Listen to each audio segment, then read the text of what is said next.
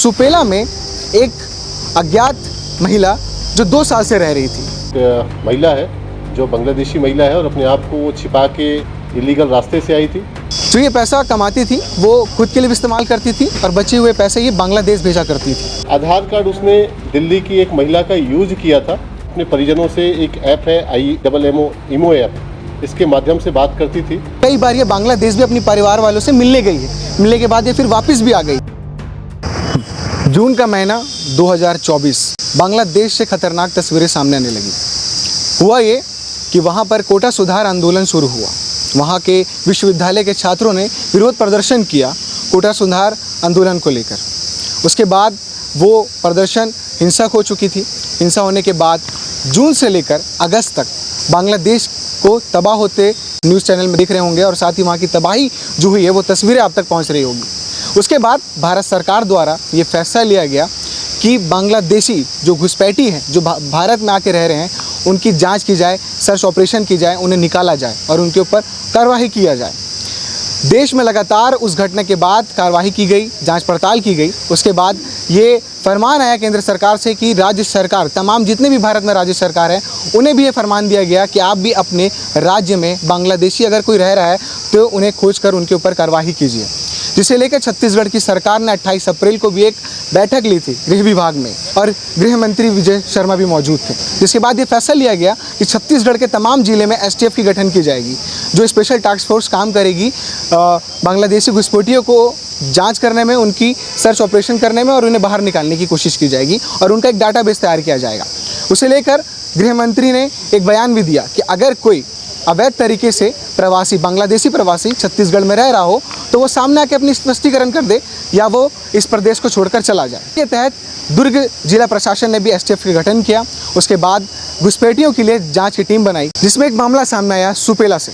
सुपेला में एक अज्ञात महिला जो 2 साल से रह रही थी, पता चलने पर जाँच की जाती है, टीम पहुँचती है और पता ये चलता है कि पन्ना बीबी उर्फ अंजलि सिंह नाम बताकर वो सुपेला के सूरज साव के मकान में किराए में रह रही थी और ऐसा बताया जा रहा है कि वो 2 साल से रह रही थी। उसके पास अवैध दस्तावेज थे और साथ ही उसके पास कोई भी डॉक्यूमेंट्स, वीज़ा कुछ भी नहीं पाया गया जांच में।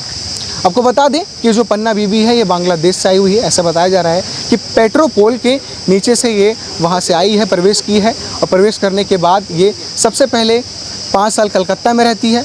कलकत्ता में रहने के बाद 1 साल दिल्ली में रहती है और 1 साल दिल्ली में रहने के बाद सुपेला भिलाई में ये 2 साल से रह रही थी। और ऐसा बताया जा रहा है कि ये घरेलू काम किया करती थी, रायपुर जाती थी काम करने और भिलाई के आसपास इलाकों में भी ये काम करती थी। जो ये पैसा कमाती थी वो खुद के लिए भी इस्तेमाल करती थी और बचे हुए पैसे ये बांग्लादेश भेजा करती थी और लगातार बार भेजा करती थी। और इस बीच में ये भी मामला सामने आया, मामले में ये भी बात सामने आई कि ये लगातार इस बीच कई बार ये बांग्लादेश भी अपनी परिवार वालों से मिलने गई है। मिलने के बाद ये फिर वापस भी आ गई और उसके बाद ये भी बताया जा रहा है कि इमो ऐप के माध्यम से ये अपने परिवार वालों से वीडियो के थ्रू बातचीत भी किया करती थी। जिसके बाद दुर्ग जिला को ये बात पता चलती है। पता चलने के बाद इस पर कार्रवाई की जाती है और कार्रवाई करने के बाद जो मकान मालिक था सूरज साव, उसके ऊपर भी कार्रवाई की गई है और साथ ही पन्ना बीबी उर्फ जो अंजलि सिंह बनकर रह रही थी उसके ऊपर भी उसे पुलिस ने गिरफ्तार कर लिया है कार्रवाई करते हुए। इसी मामले पे दुर्ग जिले के नए SP विजय अग्रवाल ने आज एक प्रेस कॉन्फ्रेंस लिया। इस प्रेस कॉन्फ्रेंस में उन्होंने क्या कुछ जानकारी दी है, सुनिए। कंट्रोल रूम में स्वागत है। और कल जो ज़िले में स्पेशल STF गठित की गई है, जिसका काम अवैध अप्रवासियों की जांच करना और उनको आइडेंटिफाई करना और अगर अवैध अप्रवासी पाए जाते तो उस पर कानूनी कार्रवाई करना, उसके लिए STF का गठन किया गया। इसके लिए राज्य शासन से भी निर्देश प्राप्त हुए थे, MHA के भी गाइडलाइंस थे। उसी आधार पर एक सूचना प्राप्त हुई थी कि एक महिला है जो बांग्लादेशी महिला है और अपने आप को वो छिपा के सुपेला क्षेत्र में रहती है और सूचना की तस्दीक कराई गई और तत्पश्चात उससे डिटेल पूछताछ की गई और उस महिला का बांग्लादेशी होना पाया गया और उसके पास इंडिया में रहने के, भारत में रहने के कोई भी वैध दस्तावेज नहीं थे। प्रवेश करते समय भी उसने किसी भी तरह से कोई दस्तावेज का प्रयोग नहीं किया था, इलीगल रास्ते से आई थी।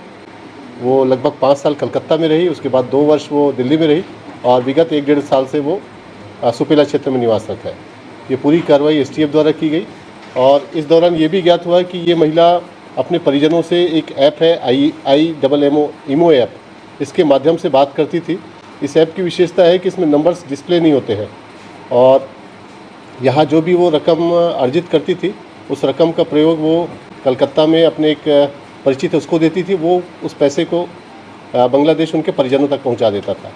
इस पूरी कार्रवाई के पश्चात थाना सुपेला में अपराध कायम किया गया है और इसमें BNS की धाराएं और साथ ही पासपोर्ट अधिनियम और फॉरेनर्स एक्ट की धाराएं भी लगाई गई हैं।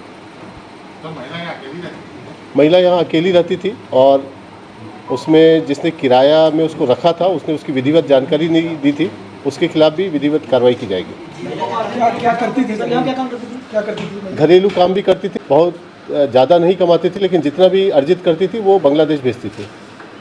किन रास्तों से आई थी? क्या कुछ वो रास्ते बताए गए हैं। 24 परगना जिला बांग्लादेश में है, उसके माध्यम से पेट्रोपोल बैरियर है, उसके ज़रिए आई थी वो और बीच में वो 3 से 4 बार वापस भी गई है और फिर अपने परिजनों से मिलकर फिर वापस आई है।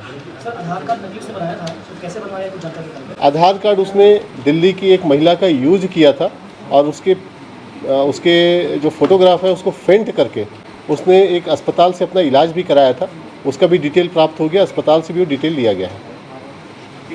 सर, एक रोल वाले जो भिलाई में जो संचालित करके ठेला में एक रोल लगाते हैं वो पूरे बांग्लादेशी है लोग, हमको जो जानकारी मिलती है लगातार वो पहुँचते हैं, नए बच्चों को लेके आते हैं और यहाँ पर उनका कार्ड बनाते हैं। क्या STF ऐसी जाँच करेगा उनका? बिल्कुल बिल्कुल, इन सभी जो आप बता रहे हैं वो भी एक पोटेंशियल थ्रेट हो सकते हैं और उसकी भी जांच करेंगे। सर, बांग्लादेशी जब घुसते हैं तो उसके लिए पूरा एक गैंग काम करता है, वहाँ पर जो सिक्योरिटी फोर्स लगती है वो लोग भी पैसा लेते हैं, तो क्या उसके लिए भी आप लोग लिखेंगे कि ये लोग कैसे आए, उसकी जांच होनी चाहिए? जो बॉर्डर में सुरक्षा कर रहे हैं उन पर भी कोई जांच होनी चाहिए? देखिए, अवैध अप्रवासी के विषय में पूरी SOP तय है और उस SOP के तहत जिन भी अथॉरिटी से पत्राचार करना बिल्कुल करेंगे। सर, यहाँ पे जो इसको छोड़ दिया था, जिसके मतलब उस पर आई रह रही थी, उन पर क्या कार्रवाई है? उन पर भी कार्रवाई की जा रही है और उसका जिक्र प्रेस नोट में भी दर्ज है, उस पर भी कार्रवाई की जा रही है। जो सर इस तरह से ये आधार कार्ड बना के उपलब्ध करा रहे हैं, ऐसे एक पूर्व में शिकायत आई है 22 से, क्या उन लोगों पर भी कार्रवाई? निश्चित रूप से, अगर फर्जी रूप से आधार कार्ड बना है या दूसरे का आधार कार्ड यूज़ किया है, अभी इसमें दूसरे का आधार कार्ड यूज़ किया गया है, लिहाजा प्रतिरूपण की धाराएं उसमें BNS की लगाई गई है और धाराएं बड़ी सख्त है।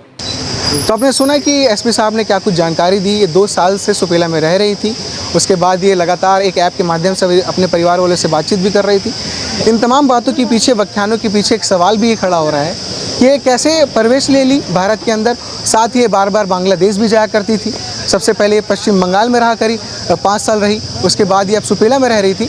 इस बीच में ये सवाल उठता है कि किस तरह की जांच की जा रही है, किस तरह का सर्च ऑपरेशन किया जा रहा है, जिसके तहत इस तरह से कोई भी घुसपैठ भारत में अंदर प्रवेश ले रहा है और लगातार कई सालों से रह भी रहे हैं। तमाम ऐसे रिसर्च ऑपरेशन लगातार जारी हैं। छत्तीसगढ़ में STF की टीम भी बना दी गई है अलग अलग जिलों में, जो लगातार अलग अलग जिलों में अपना सर्च ऑपरेशन जारी रखी है। आगे इसमें क्या अपडेट रहेगा हम लगातार आपको अपडेट करते रहेंगे। बने रहिए KP न्यूज़ के साथ। शुक्रिया।